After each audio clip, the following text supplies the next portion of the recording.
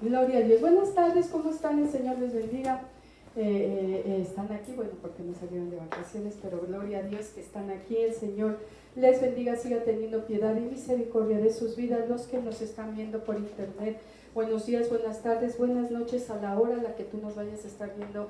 El Señor siga teniendo piedad y misericordia de tu vida. Bueno, seguimos anunciando los libros del pastor, de mi amado esposo, de Sodoma al Edén, decodificando la Biblia, un libro de estudio. Lo estaba anunciando, de verdad, de estudio de palabras en hebreo, siempre con significado y con una profundidad que te va a llevar a otro entendimiento. Lo tenemos aquí, si tú lo quieres y no sabes cómo adquirirlo, lo puedes pedir por Amazon y también te llega muy fácilmente. Dios te bendiga y que la palabra sea de grande bendición para tu vida. Gloria a Dios, hermanos, ¿cómo están? Buenos días, tardes, noches a todos los millones de internautas, todos los que están de vacaciones. Vamos a abrir nuestras Biblias en Éxodo 1:8. Éxodo 1:8 dice la escritura. Dice: entre tanto se levantó sobre Egipto un nuevo rey que no conocía a José. Señor, te damos gracias por este día, por todas las bendiciones que recibimos de tu mano. Apresura los pasos de mis hermanos que están por llegar, todos los que están de vacaciones, guárdalos, protégelos, guarda su salida y su regreso y bendícelos. También abre la boca de tu siervo y el corazón de mis hermanos en el nombre de Cristo Jesús. Amén, amén. Gloria a Dios, hermanos, gloria a Dios. Decía mi esposa, nosotros tenemos doble bendición del judaísmo, porque entendemos la Pascua dos veces, ¿verdad? Entendemos la Pascua dentro de su contexto del Éxodo y entendemos la Pascua dentro de su contexto del Nuevo Testamento. Entonces, bueno, ¿para qué apresurarnos? Mucha gente celebró la Pascua, la hizo coincidir con la Semana Santa.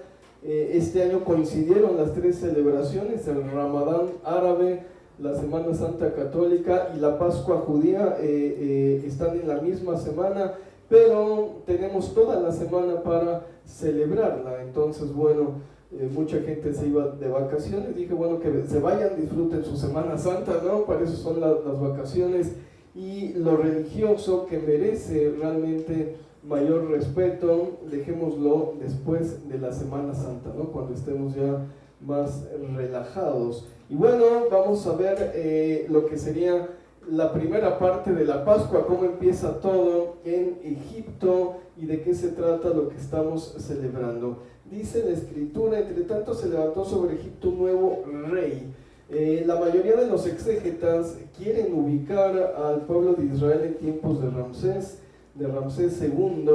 La Biblia no dice nada de los nombres, incluso le llama rey a Faraón. Aquí está Melech en hebreo. En realidad, Faraón era el título de gobernante supremo de Egipto, ¿no? Como los césares en Roma, y en una idea muy idealizada y romántica, como nos gusta romantizar siempre y engrandecer el pasado. Hay incluso exégetas que dicen que fue que los judíos ayudaron a construir las pirámides, ¿no?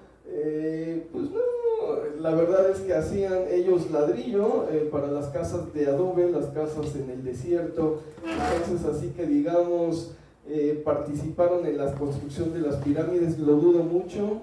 Para Wittfogel, es un antropólogo que estudió los sistemas despóticos, dice: los grandes monumentos del pasado se construyeron a lomo de indio, ¿no? A latigazos de esclavos. Y para los esclavos egipcios había toda una cosmovisión sagrada, era toda una visión de participar en la construcción del templo y decir: yo construí esta gran pirámide y serví no sé a qué Dios. ¿Sí me explico? Entonces, ni siquiera iban a permitir que un judío que no compartía la religión de los faraones siquiera entrar a una pirámide, ¿no? A construirla. O sea, es algo como absurdo. Era nada más para esclavos escogidos con una visión de un servicio sagrado, porque se iban a ganar algo en el ultramundo con Anubis. Entonces, hay teólogos que dicen, bueno, pues ¿quién era realmente el faraón en boga en tiempo de los judíos? Y ubican a Ahmose. Ahmose tiene una similitud fonética con el nombre de Moisés. Moshe en hebreo, Ahmose en egipcio significa hijo de la luna, pero en hebreo Ahmoshe puede significar hermano de Moisés, y esto es muy interesante porque por esta similitud fonética se pudo crear toda este mito de que Moisés era hermano del faraón. ¿Sí me explico? Cuando nací, bueno, a los pocos años estaba José López Portillo, y después primero fue Luis Echeverría, mi hermano mayor se llamaba Luis Mauricio, luego vino José López Portillo, y yo como niño decía, bueno, el siguiente presidente se va a llamar Lauro algo, ¿no? Si el primero se llama como mi hermano mayor, el segundo como mi hermano del medio, pues el tercero se va a llamar como yo. Este pensamiento mágico pudo haber influenciado los mitos, ¿no? Que le dijeran a Moisés, qué chistoso, eres el hermano del faraón, ¿sí me explico? Y de esto crear todo el mito acerca del origen y la hermandad del faraón. Ahí está una película donde se enfrenta hermano contra hermano, ¿no? Moisés, hermano de Ramsés, ¿no? Y ahí se enfrentan los dos, y hermano mío.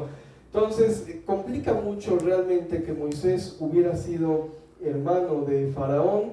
Es más factible pensar que fue un mito. El nacimiento de Moisés tomado del agua nos recuerda a los héroes míticos babilonios. Sargón II de Acadia el Grande fue tomado del agua en un mito similar. Entonces, ¿me explico? Entonces, como que dice uno, bueno, quisiéramos un mito para nuestro nacimiento, ¿no? Dice la madre de Buda que Buda nació sin dolor, que lo parió sin dolor. Bueno, lo mismo puedo decir de Iker, ¿no? Con mi cuñada nació sin dolor, entonces el niño es santo, y queremos rodear esos nacimientos con algo espectacular. Pudo pasar. Si fue Ahmose, el faraón de tiempos de los hebreos, nos quita muchísimos problemas históricos. Vamos a Éxodo 1:11, dice la escritura: entonces pusieron sobre ellos comisarios de tributos que los molestasen con sus cargas, y edificaron para Faraón las ciudades de almacenaje, Pitón y Ramsés. Básicamente el Éxodo lo podríamos situar 1700 años antes de Cristo, y todo tendría muchísimo más sentido.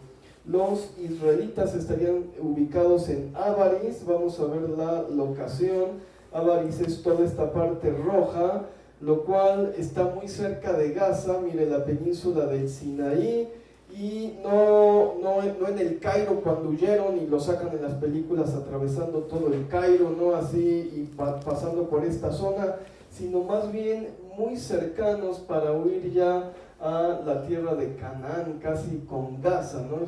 De hecho el territorio de Gaza colinda con Egipto. ¿Sí me explico? Entonces sería más sencilla la huida. En otras prédicas hemos dicho que en vez de atravesar el mar por esta zona, el canal de Suez, ¿no? Que se abriera el mar, pudieron incluso estar en alguna marisma atrapados, y cuando los egipcios llegaron dijeron, los atrapamos ahí en la marisma. Era más sencillo que se fueran rodeando la costa y dijeran, ¿qué hicimos? Ya nos rodeó el mar, y de pronto se abriera. ¿Sí me explico? Entonces, bueno, nos soluciona muchas situaciones.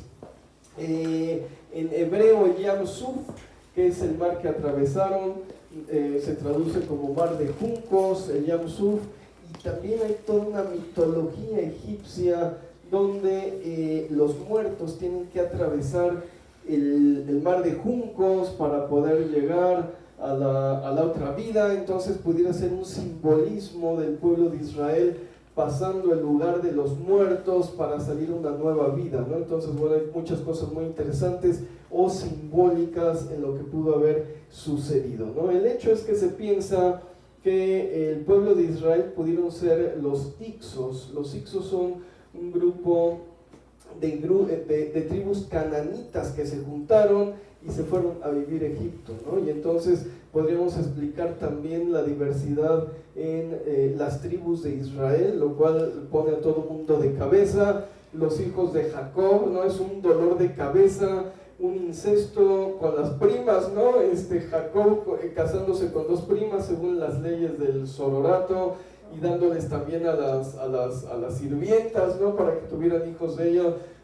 Cuando uno lee la Biblia dice, ay, como que hay mucho incesto en la familia de Jacob, ¿no? Lot acostándose con las hijas, déjenme ver quién me acuerdo, Aram acostándose con su sobrina Milca, de donde sale Rebeca.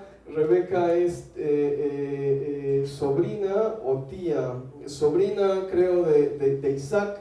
Luego Jacob casándose con las primas, Abraham casándose con su hermana. Hay como 6 incestos nada más en la familia. Es muy curioso, ¿no? Que la Biblia maneje todas las combinaciones posibles de incestos, ¿no? En aquel tiempo. Entonces, bueno, vamos a ver también que hay toda una endogamia muy marcada en la familia de Jacob, ¿no?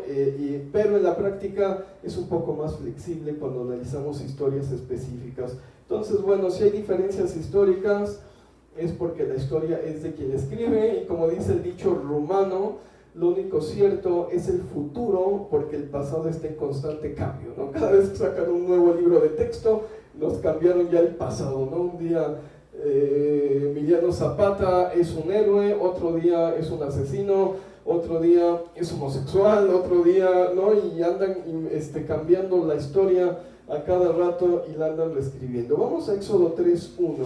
Vamos a ver, esto también es muy interesante. Dice: apacentando Moisés las ovejas de Jetro, su suegro, sacerdote de Madián, llevó las ovejas a través del desierto y llegó hasta Horeb, monte de Dios. Bueno, en cuanto a los Ixos, su jeroglífico es bastante revelador. Fíjate bien cómo está el jeroglífico. Este es el rey, esta corona, bueno, es una corona en representación de jeroglífico. El rey, esta es una montaña, el rey de la montaña, y este es un cetro de ovejas. Los gobierna o los guía a través del camino, que significan estos 3 palitos. Entonces, parece como si tuviéramos el nombre de Dios escrito en egipcio, o como los egipcios, plasmaron en jeroglífico el nombre de Dios, un nuevo nombre de Dios. El rey de la montaña está guiando a este pueblo, o el rey de la montaña los está guiando. Entonces, si se trata de los Ixos, eran adoradores de Set y de Baal, lo cual también es muy revelador, porque eran monoteístas. Tenían un culto, ¿cómo se dice? Pagano, pero monoteísta, ¿no? Y estaban más cerca de creer en el único Dios.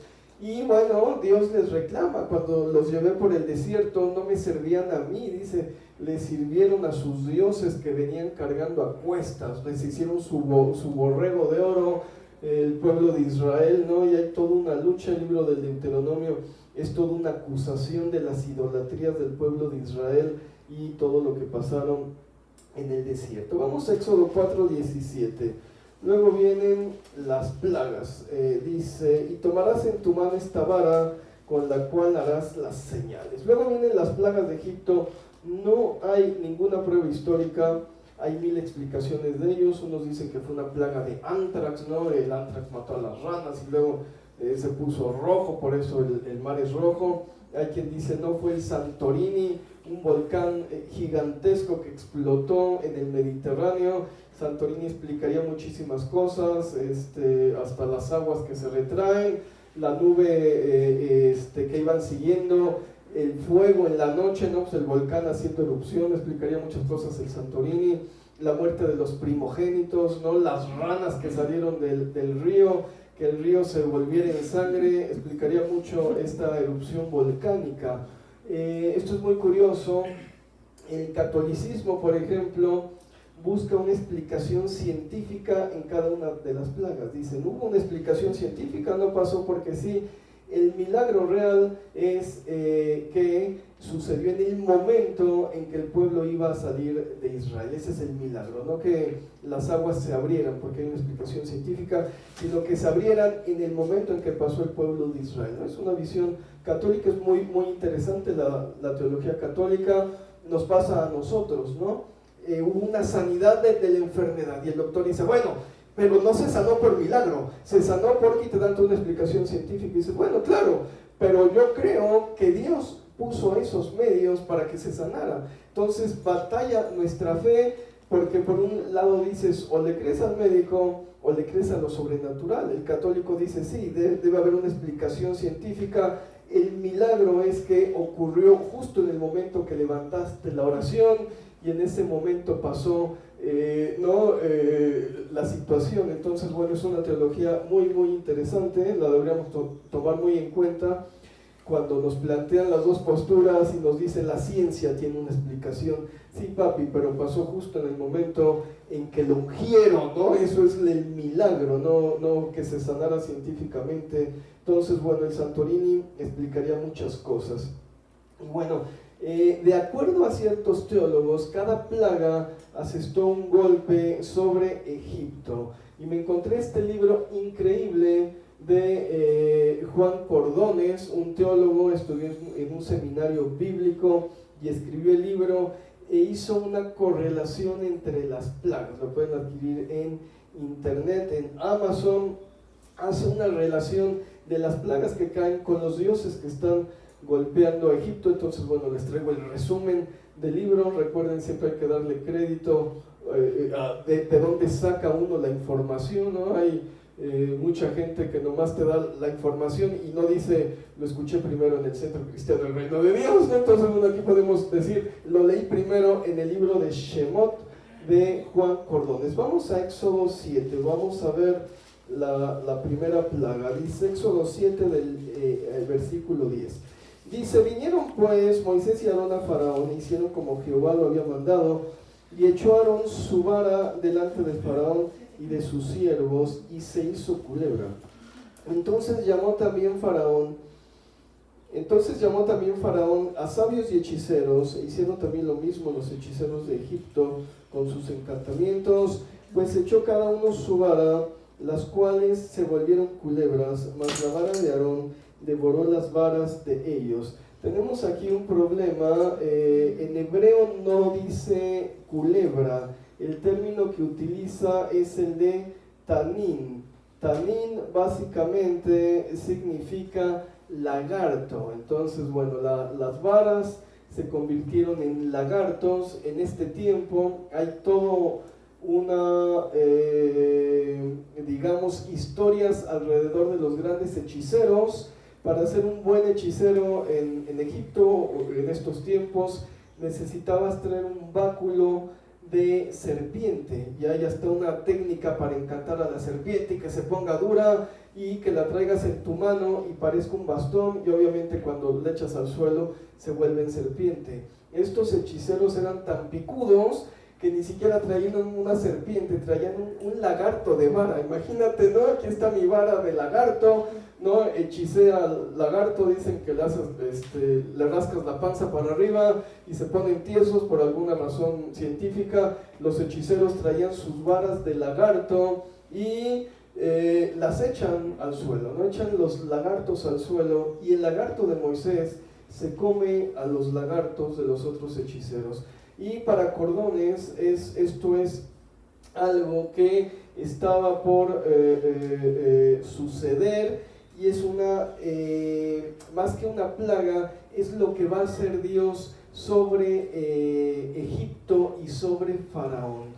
En mi libro, El diablo, la bestia y el falso profeta, el tanín en todas las profecías, el lagarto, está vinculado tanto a Egipto como a Faraón. Representan, cuando hablas del gran tanín, el gran dragón está mal traducido en la Biblia, es el gran lagarto. En las profecías apocalípticas siempre debemos entender a Egipto o a Faraón, y que Moisés o que la vara de Moisés se comiera al lagarto indica lo que le va a pasar a Egipto, ¿no? Dice, cuidado porque estoy a punto de comerme a Faraón y de comerme a Egipto, ¿no? Y es como el preludio de las manifestaciones divinas que Dios va a hacer sobre Egipto. Es como un acto profético. Y bueno, vamos a ver las plagas que básicamente Dios las mandó para mostrar su poder, ¿no? Para decir, vean, hay un Dios poderoso que puede hacer cualquier cosa sobre la tierra. Éxodo 7:17 dice, así ha dicho Jehová, en esto conocerás que yo soy Jehová. Y aquí yo golpearé la vara que tengo en mi mano, y el agua que esté en el río se convertirá en sangre. La primera plaga, de acuerdo a la investigación de Cordones, va sobre Osiris. Osiris se decía que el Nilo corría por sus venas, es decir, era un dios. Hay dos dioses que comparten el río Nilo, ¿no? Y Osiris era un dios, decía, sus venas son el río Nilo. Entonces, bueno, cuando el río se convierte en sangre, Dios se está burlando de la sangre de Osiris, porque beber la sangre de un dios era compartir su divinidad. Esto es muy importante para nosotros. Cuando nosotros tomamos la Santa Cena, Jesucristo dijo, esto es mi sangre. Y hay quien dice, ¿cómo que me estoy bebiendo la sangre de Cristo? No, el católico lo toma textual, viene el milagro de la substanciación y se están tomando realmente la sangre de Cristo y te estás comiendo el cuerpo de Cristo. Bueno, no importa, lo que importa es que cuando te comes la sangre, te bebes la sangre o te comes el cuerpo de un Dios, estás siendo uno mismo con el Dios. Cuando nosotros gustamos la Santa Cena, somos uno mismo con Jesucristo. Por eso Él decía, voy a ser uno mismo con ustedes. Están tomándose mi sangre y por tanto están compartiendo mi divinidad. Por lo tanto, podemos hacer milagros y prodigios en su nombre. ¿Sí me explico? Porque lo estamos imitando a Él. Aquí Dios se está burlando, le está diciendo al pueblo egipcio, bueno, si la sangre de Osiris es el río Nilo, bébanse su sangre para que sean como Osiris. Y bueno, al pueblo le da tanto asco la sangre en el río Nilo que tienen que cavar pozos para beber agua limpia. Esto es muy profundo y muy importante, ¿no? Dice, ahí está la sangre de su Dios, bébansela, sean como Osiris. Y el pueblo dice, qué asco, esta agua apesta, esta sangre apesta, vámonos a beber en una poza que cavemos. Vamos a Éxodo 8:3.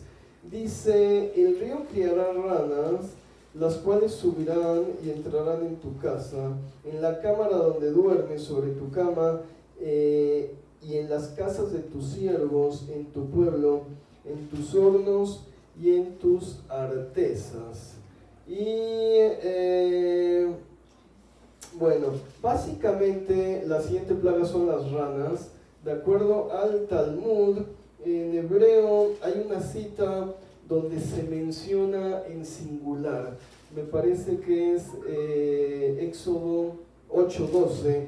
Dice, y subió la rana, como si fuera una sola rana. Para los talmudistas dicen, bueno, si hubo una plaga de un montón de ranas, chiquitas, grandes, todas se metieron a las casas, pero también había una rana gigante ahí aterrorizando a la población, ¿no? Salió el gran sapo del Nilo y la gente lo vio y dijo, ¿qué está haciendo el dios? El dios rana se llamaba Hecht, el dios, de acuerdo a la investigación de Cordones. ¿Qué está haciendo el dios aquí afuera, no? Y finalmente hay un asco asociado a un ser ritualmente impuro. Los batracios siempre han sido como asquerosillos, diciéndole, oye, quédate en el río, ¿no? Está bien que te adoremos, pero definitivamente de lejecitos. Y en vez de quedarse donde debía, invade las casas y una vez que se muere, hiede, apesta, ¿no? Vas a tener una rana ahí muerta. Y Hecht era una deidad de la fertilidad, era la rana de la fertilidad, era adorada en Egipto como una entidad propiciatoria de buenas cosechas, de conceder hijos a las estériles. Y bueno, para nosotros es entender que quien rinde culto a criaturas de la naturaleza, un culto naturista. Realmente no ha entendido lo que representa la tierra para nosotros, ¿no? Hay toda esta visión hippie donde dice, ay sí, la madre tierra, ¿no? Y bueno, ¿y qué le estamos haciendo a la madre tierra? La tierra está viva por los millones de organismos que la pueblan y mantienen un equilibrio muy delicado, un balance desde los microbios y virus microscópicos que no vemos hasta los grandes animales que la pueblan, y estamos acabando con ella. No nos damos cuenta que son los pequeños microorganismos los que moldearon la atmósfera que respiramos. Y este aire que respiras es el gas que produjeron millones de microorganismos durante millones de años para que lo pudieras respirar. Convirtieron no solamente las plantas, las diatomeas y un montón de virus y bacterias más, convirtieron el aire irrespirable en la atmósfera que respiramos, y debemos ser conscientes del riesgo que estamos corriendo. Me llamó esta hermana diciendo, pastor, Alducin dice que estamos en los últimos tiempos. Yo le dije, pues sí, estamos en tiempos muy difíciles, nadie sabe cuándo ni dónde, pero la situación ecológica está poniendo al planeta en jaque. Y bueno, vino una extinción masiva, probablemente sobrevivan otra vez los microorganismos, ¿no? Y vuelvan a poblar y evolucionar la Tierra. Quién sabe qué es lo que vaya a pasar con los seres humanos. Pablo en Romanos 1:23 dice, el culto naturista perdió de vista la adoración al Dios verdadero. Empezaron a adorar a pequeñas criaturas como a la rana, empezaron a adorar este tipo de cosas y se perdieron. Pero Apocalipsis 16:13 también nos va a decir que de la boca del falso profeta salían espíritus a forma de ranas. Y bueno, el falso profeta, en mi libro de la bestia, el diablo y el falso profeta lo vinculo con la religión dataísta. El dataísmo es la fe que le tenemos a las aplicaciones. Si la aplicación te dice, agarra por esta ruta, agarras por esa ruta, ¿no? Porque ya perdiste el sentido de la orientación, o te metió por unas calles que ni conoces, y sigues lo que dice la aplicación. Si la aplicación te dice, va a llover en la tarde, le crees fielmente y guardas tu ropa. Si dice que no va a llover, la sacas y al rato se mojó. Entonces estamos dependiendo más de lo que dicen las aplicaciones de citas, y todo esto se va a poner o va a mejorar cada vez más. Los algoritmos son cada vez más precisos. Realmente quien usa un mapa manual hoy en día, dependemos completamente ya de las aplicaciones. Y bueno, qué bueno que te entretengas con el Facebook, que subas fotos a Instagram, que te guste ver gatitos ahí. Dedícale 5 o 10 minutos a los gatos, pero que el teléfono no te quite la interacción con tus seres amados. No vas a la comida con los amigos y todo el mundo está metido en el internet, ¿no? Mandando fotos, checando, dices algo y ni quien te pele. Entonces, enajenarnos es el dataísmo, es el peligro que estamos corriendo, y todo el cambio lo suscitó Steve Jobs, ¿no? Fue el primero, el pionero, ¿no? En introducir todas estas nuevas tecnologías. Y conste que tengo un teléfono celular, ¿no? Pero hay que tener una medida. Nos han facilitado mucho las vidas, las tecnologías, pero debemos tener conciencia de lo que estamos haciendo. ¿Cuántas ranas hay en tu Nilo que están apestando tu vida, ¿no? Porque estás dependiendo completamente de la tecnología. Vamos a Éxodo 8:16. Vamos a ver la siguiente cita. Dice, entonces Jehová dijo a Moisés, di a Aarón, extiende tu vara y golpea el polvo de la tierra para que se vuelvan piojos por todo el país de Egipto. Bueno, los piojos pudieron ser pulgas, el insecto que haya sido. Hay nombres que no conocemos y que no sabemos qué especie sea, pero bueno, fue un atentado contra el dios Keb. Básicamente, de acuerdo a la teología egipcia, tenía todo el poder sobre la tierra. Su casa era la tierra. Se decía que al momento de que la tierra se volvió polvo, o que más bien que el polvo se convirtió en piojos, el mensaje fue muy claro: pues no tiene ningún poder para protegernos, será muy Dios de la tierra, o la tierra será su casa, pero aún así está al servicio de Dios, ¿no? Y Dios puede hacer cualquier cosa sobre el polvo. Entonces, bueno, es muy importante darnos cuenta que por encima de cualquier ritual, hablábamos hacia la madre tierra, ¿no? Dios está por encima de ello. La madre tierra está viva gracias a los organismos que la pueblan, gracias a, ¿no? Si no estaría completamente muerta, como el padre Marte, no sé, como el tío Marte. ¿Sí me explico? Si tenemos un planeta vivo es porque Dios dio esa diversidad, porque Dios bendijo y se produjeron todos estos seres vivos que la poblamos. Entonces debemos detenernos y pensar, bueno, sí, está viva, pero no por sí mismo, respira, claro, por los millones de organismos, se mueve por los ciclos de la luna, es todo físico y astronómico. Hay un Dios que puso todo esto sobre su mano y que tiene control aún sobre el Dios de la tierra. Vamos a Éxodo 8:21, vamos a ver la siguiente plaga. Dice: porque si no dejas ir a mi pueblo, he aquí yo enviaré sobre ti, sobre tus siervos, sobre tu pueblo y sobre tu casa toda clase de moscas, y las casas de los egipcios se llenarán de toda clase de moscas, y asimismo la tierra donde ellos estén. Tenemos aquí otro problema, no dice mosca, en hebreo dice arob, alguien lo tradujo como tábano, y dices tú, ¿qué es un tábano? No tenemos ni idea qué animal sea, un arob, pero pudiera estar relacionada con el escarabajo sagrado, con Jepri. Básicamente es un escarabajo pelotero, es un vínculo con esta deidad egipcia. Muchos de nosotros la conocemos, ¿no? Es un souvenir bastante popular, y es un dios que se renueva cada mañana, está vinculado al sol, ¿no? Como el sol sale cada mañana, Jepri se renueva también. Y para nosotros nos queda claro que el único que nos puede renovar física y espiritualmente es Jesucristo mediante la resurrección. Hay gente que pone mucho énfasis en tratamientos dermatológicos carísimos, en operaciones para verse más joven, y digo, ya se empiezan a ver las arrugas, las manchas, y digo yo, ay, no puede ser, ¿no? Y bueno, ni modo, es un proceso natural. Tendremos una renovación cuando pasemos de este mundo y Dios nos dé un nuevo cuerpo y una nueva alma.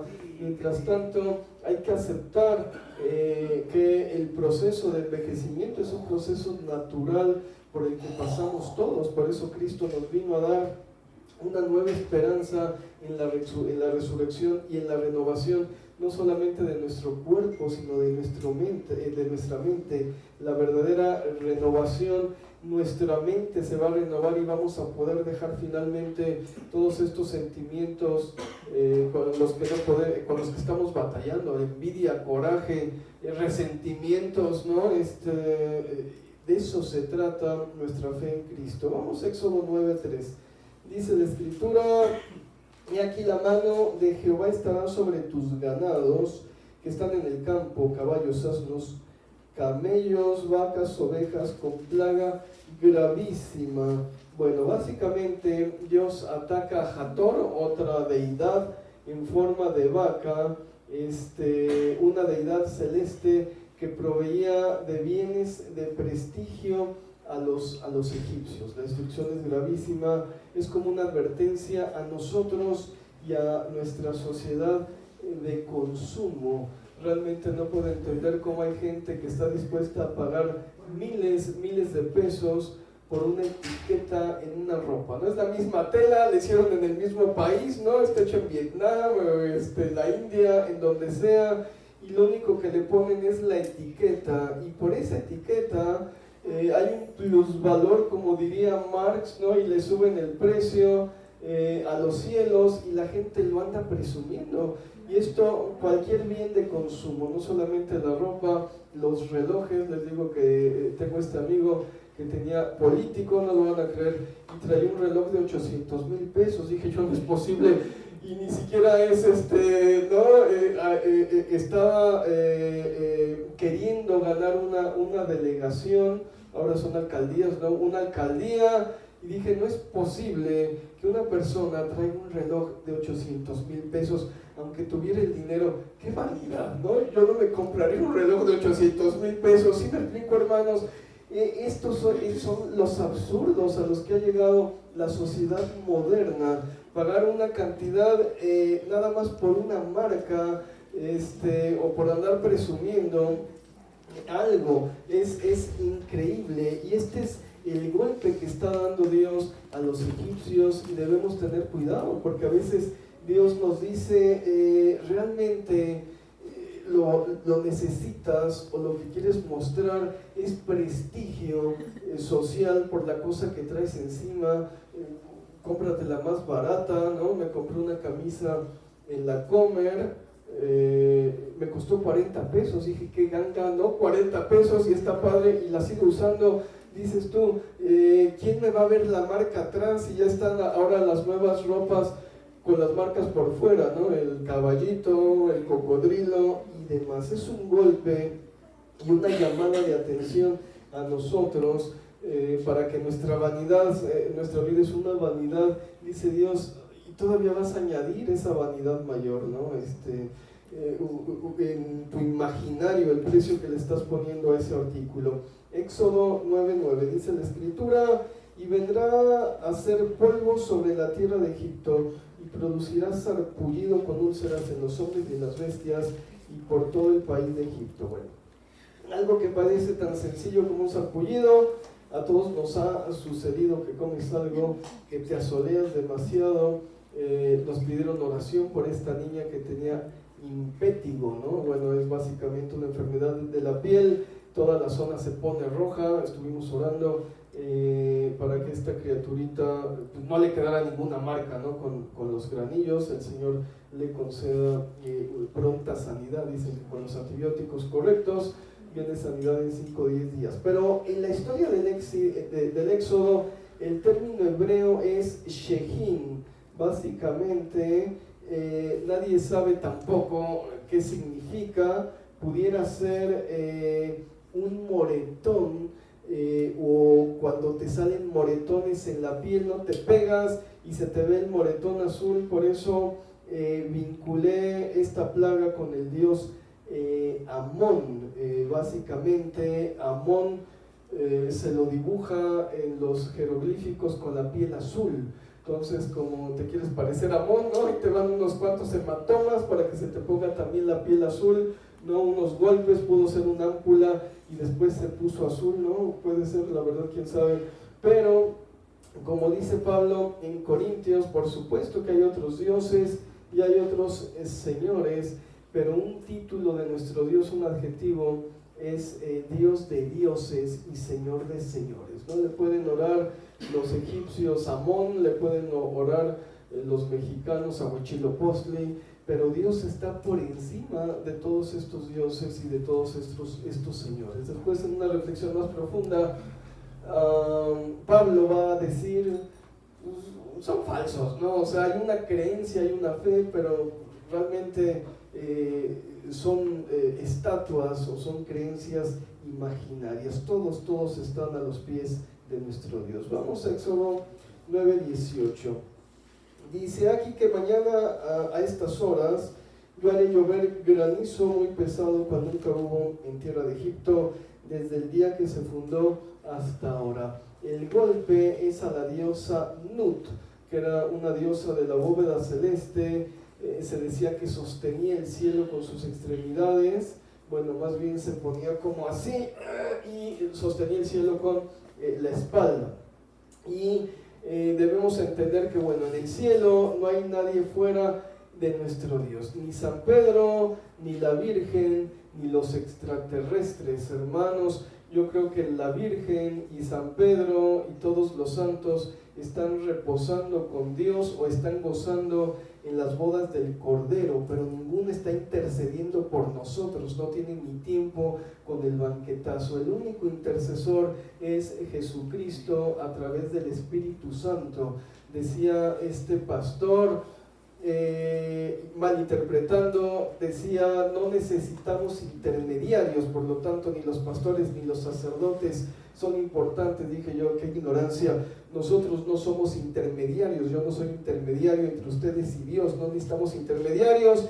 Quiere decir que tienes contacto directo con Dios, tú, yo y cualquier persona pecadora que levanta la voz y le dice: Señor, quiero tener una relación contigo. Tu oración va directa. Nosotros no somos intermediarios. La Biblia dice: somos administradores, los pastores, de los misterios de Dios. Hay una gran diferencia entre ser administrador a ser intermediario. Entonces hay veces que la gente nos ha escrito: pastor, usted que está más cerca de Dios. Digo: bueno, por la altura, ¿cuánto mides? Unos centímetros, estaré más cerca, ¿no? Y si me pongo en puntitas o cuando viajo en avión, pero todos estamos a la misma distancia de Dios. ¿Sí me explico? No hay intermediarios. Éxodo 10:4 dice la Escritura: y aun si rehusas dejarlo ir, he aquí que mañana yo traeré sobre tu territorio la langosta, la cual cubrirá la faz de la tierra, de modo que no pueda verse la tierra, y ella comerá lo que escapó, lo que os quedó del granizo, comerá asimismo todo árbol que os fructifica en el campo. La langosta es un golpe a Set, Dios encargado de proteger los cultivos, y a veces nos pasa como a los egipcios. Estamos tan confiados en nuestro trabajo que le estamos dando el culto a Set. Creemos demasiado en nosotros mismos, creemos que nuestro esfuerzo es lo que nos puso donde estamos, ¿no? Que es nuestra linda carita. Ay, pero mira, qué pastor tan carismático, por eso tengo esta iglesia tan preciosa. Y no, es Dios el que te manda a la gente, es Dios el que te prospera, es Dios el que te da, no tu trabajo ni tu esfuerzo. Y por esta misma idolatría a veces perdemos la cosecha, nos va mal en nuestra empresa, porque estamos creyendo demasiado en nosotros mismos en vez de descansar en Dios y decir: Señor, realmente tú eres el que provee, tú eres el que bendice, tú eres el que da sobreabundancia. Pero en medio de esa destrucción debemos siempre recordar que no somos egipcios, hermanos, no estamos bajo las maldiciones de Egipto. Joel 2:25 dice que Él restaurará todo lo que se comió la langosta en sus diferentes formas, como pupa, como langosta, como langostino, cuando están chiquitos, grandes. Dios restaurará todo. Si tuviste o le diste culto a Set, no creyendo demasiado en ti, hay una promesa para nosotros de que Dios restaurará todo eso que devoró la langosta. Vamos a Éxodo 10:21. Todavía nos faltan un montón de plagas. No voy a apurarme. Dice: Jehová dijo a Moisés: extiende tu mano hacia el cielo para que haya tinieblas sobre la tierra de Egipto, tanto que cualquiera las palpe. De acuerdo a Cordones, el Señor no permitió ni siquiera que las luces artificiales de los egipcios funcionaran. Las lámparas no encendían, las velas no encendían, algo pasó.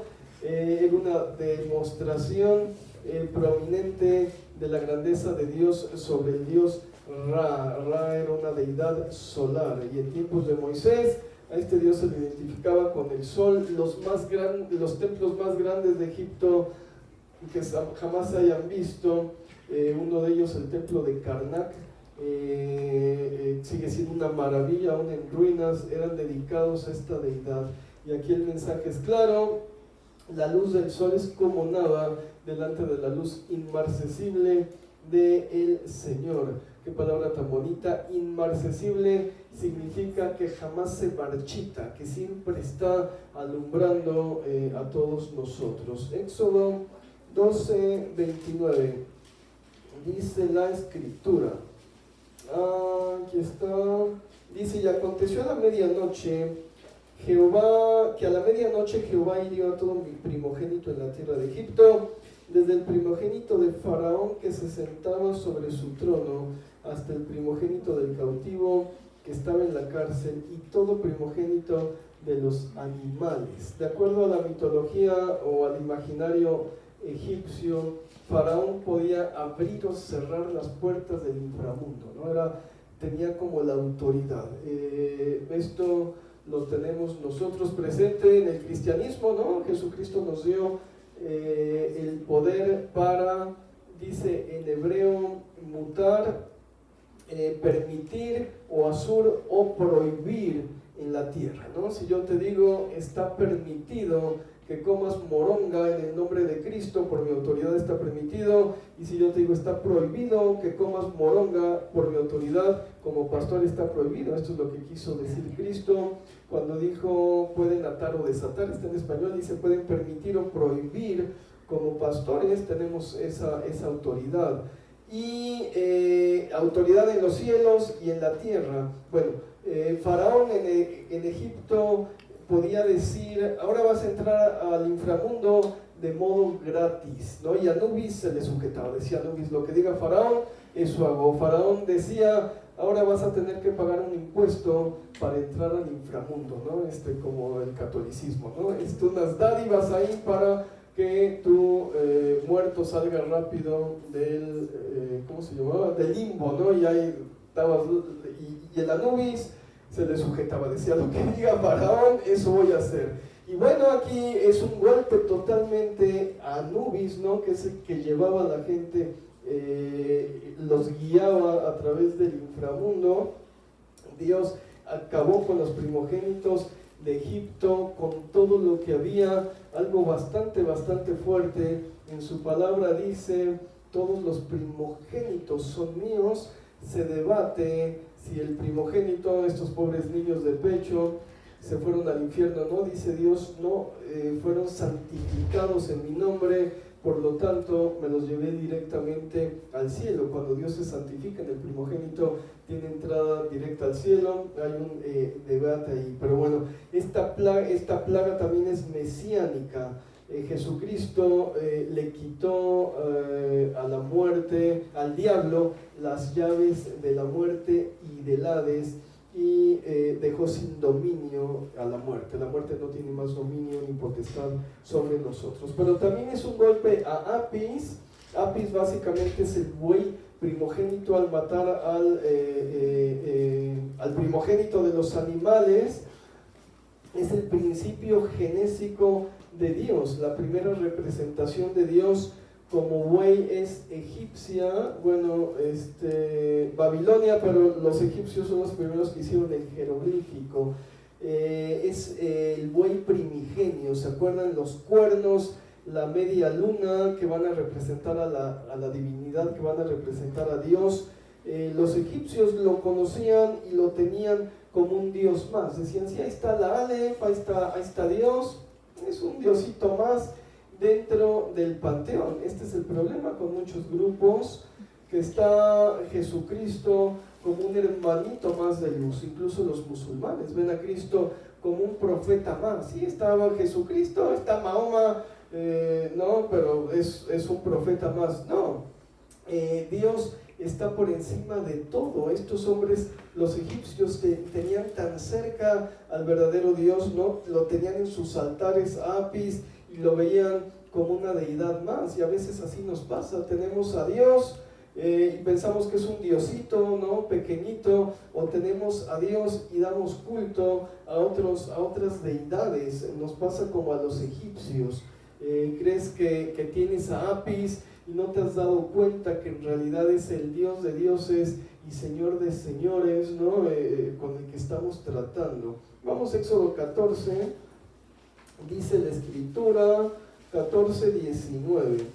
Dice, y el ángel de Dios que iba delante del campamento de Israel se apartó y iba en pos de ellos, y asimismo la columna de nube que iba delante de ellos se apartó y se puso a sus espaldas, e iba entre el campamento de los egipcios y el campamento de Israel, y era nube y tinieblas para aquellos, y alumbraba a Israel de noche, y en toda aquella noche nunca se acercaron los unos a los otros. Y tenemos otro prodigio, no es una plaga ya, es otro prodigio, es una señal que asesta un golpe a Neftis. Básicamente Neftis era la diosa del duelo y de la oscuridad.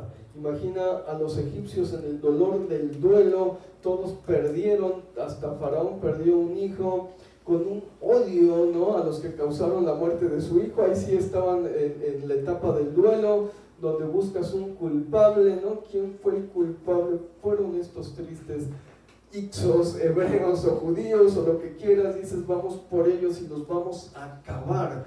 ¿Cuántas veces lo hemos visto, ¿no? Las personas que están en el duelo profundo y quieren que el asesino entre a la cárcel, ¿no? Fue un accidente, iba ebrio, a la cárcel porque mató a mi hijo, a la cárcel porque hizo esto, hasta el doctor quieren demandar, fue negligencia médica, vamos a meter al bote ese doctor. Es parte del duelo. Esto quiere decir que Neftis no pudo consolar sus corazones, ¿no? Y con ese odio de muerte hacia los egipcios, pero no pudieron taparlos, ¿no? Se encontraron con esa misma oscuridad. La diosa no les dio consuelo, todo lo contrario, los turbó de tal modo que fueron llenos de oscuridad en esas tinieblas. Esto lo maneja Cordones bastante bien en su libro. Y bueno, así haga el Señor con todos nuestros enemigos, ¿no? Los confunda cuando nos estén persiguiendo, ¿no? Y ponga oscuridad y no nos topen, ¿no? Siempre digo, Señor, que seamos invisibles delante de nuestros acechadores. Vamos a Éxodo 14, 27. Dice la Escritura: entonces Moisés extendió su mano sobre el mar, y cuando amanecía el mar se volvió en toda su fuerza, y los egipcios al huir se encontraron en el mar, y Jehová derribó a los egipcios en medio del mar. El último prodigio es un golpe directo a Plum, ¿no? Era básicamente el espíritu del Nilo. De acuerdo a muchos arqueólogos, dijimos, Israel pasó por el Yam Suf. Nadie sabe dónde está el Yam Suf, ¿no? Se traduce como mar de juncos. Pudiera ser un ramal o un afluente del Nilo, como vimos al principio de esta prédica. Si fue un afluente del Nilo, el dios Nut, que era el Nilo mismo, no se sujetó a los designios de los egipcios, sino que se les volvió para acabar con la vida de sus súbditos, ¿no? Creías en el Dios y el Dios mismo se te volvió y acabó contigo. Las crónicas de Bernal Díaz del Castillo, la verdadera conquista de la Nueva España, muy, muy interesante, porque los mexicas se preguntan por qué los dioses, nuestros dioses, no nos están respondiendo. ¿Por qué Huitzilopochtli no está respondiendo? ¿Por qué nuestra brujería no hace nada en contra de los españoles, ¿no? Porque nos han abandonado nuestros dioses. Y yo creo que lo mismo pasó con los egipcios. Dijeron, ¿qué pasó? ¿Qué pasó con Cum, no? ¿Por qué se nos volvió encima? ¿Por qué nos dio la espalda? Y pues porque se estaba sujetando al verdadero Dios. Tienes perseguidores, gente maldiciéndote. Bueno, sus maldiciones les serán como las aguas del Yam Suf, ¿no? Quedarán todas cubiertas y se las va a llevar Dios con el río. Todo eso simboliza la Pascua para nosotros, que Dios engulle al ejército enemigo. Como decía mi esposa, somos doblemente bienaventurados más que los judíos, ¿no? Porque entendemos la Pascua en su significado del Antiguo Testamento, y la próxima semana veremos la Pascua en su significado del Nuevo Testamento. Vamos a regresar a Éxodo 12, 23. Creo que es mi última cita, o ya estamos cerca de la última cita. Éxodo 12, 23, y ya es la última cita. Dice la Escritura: y tomad un manojo de hisopo y mojadlo en la sangre que estará en un lebrillo, y untad el dintel y los dos postes con la sangre que estará en el lebrillo, y ninguno de vosotros salga de las puertas de su casa hasta la mañana, porque Jehová pasará hiriendo a los egipcios, y cuando vean la sangre en el dintel y en los postes, pasará Jehová aquella puerta y no dejará entrar. En hebreo dice al mashhit, al corruptor en vuestras casas, para corromper. Bueno, quizás alguna plaga que de las que mencioné esté asolando tu vida o tu familia, es momento de celebrar la Pascua como se debe, con un profundo arrepentimiento de obras muertas, con una convicción verdadera del poder que tiene la sangre de Cristo para proteger y cubrir nuestras vidas. La sangre en los dinteles es la representación de la sangre de Cristo que nos cubre, nos protege, nos libra y nos introduce al nuevo pacto, en la resurrección de los muertos, en la sanidad, en el poder, en la bendición que Dios nos está dando para que le demos vida eterna. Su sangre nos protege del corruptor y de cualquier plaga que esté acechando nuestra morada, ¿no? Realmente somos doblemente bendecidos, ¿no? Podemos celebrar la Pascua del Antiguo Testamento y la Pascua del Nuevo Testamento 2 veces para poder entender el poder que tiene la sangre de Cristo sobre nuestras vidas. En hebreo dice, porque Pasaj, este es Pesaj, ¿no? Lo que significa Pascua. La traducción de Pascua fue muy literal, ¿no? Pascua de pasar, diríamos en español, porque pasó, estamos celebrando el paso, o Pesaj, Pascua, se parece en español, el paso de Dios sobre la tierra de Egipto, asestando golpes a todas las plagas. Gloria a Dios, hermanos, tenemos evidencia para situar el momento histórico del Éxodo, 1700 años antes de Cristo, si el pueblo de Israel era el pueblo Ixo o no, si habitaban en Ábaris o no, si atravesaron el Mar Rojo, el canal de Suez o un ramal del Nilo. Algo nos debe quedar claro: Dios es poderoso para realizar prodigios, señales y maravillas, para sacarnos de esclavitud, para tomarnos por pueblo, para hacer acepción entre los que son su pueblo y los que no son su pueblo. Para quien dice Dios no hace acepción de personas, lo está diciendo en el contexto de la iglesia, de la persona que ya se convirtió, y dice: una vez que te convertiste, Dios no ve si eres negro, judío, guapo, mujer, hombre. Para Dios son iguales una vez que nos convertimos. Antes de la conversión, Dios sí hace acepción entre su pueblo y entre los que no son su pueblo, y en esa acepción nosotros estamos bendecidos para ser librados de la ira venidera y de todo lo que está por pasar en este mundo. Si el fin está cerca o no, solamente Dios lo sabe, y nosotros debemos tener esa convicción. Vamos a ser librados de las aflicciones de Egipto. A veces tiene que golpear a nuestros dioses para que todas esas cosas que nos estorben sean quitadas y arrebatadas y tengamos una fe más pura.